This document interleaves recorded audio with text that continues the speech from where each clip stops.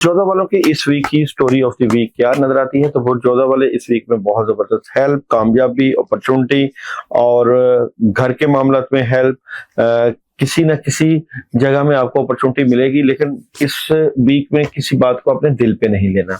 अच्छा जी, आप लोगों की एनर्जी क्या नजर आती है? बुर्ज 14 इस वीक की एनर्जी क्या नजर आती है? तो एनर्जी बहुत पॉजिटिव है, लेकिन आप लोगों के लिए सैटरडे और संडे प्रॉब्लम आ सकती है।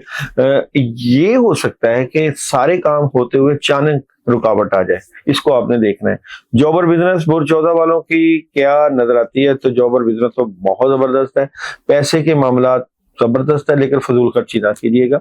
मोहब्बत की बात करें तो गुस्सा मोहब्बत में रुकावट डाल सकता है, लेकिन मोहब्बत के मामला में बेहतरी हो जाएगी, बेहतरी नजर आती है। हेल्थ जबरदस्त है, एजुकेशन भी स्ट्रांग है, ट्रैवल आप अभी ना करिएगा।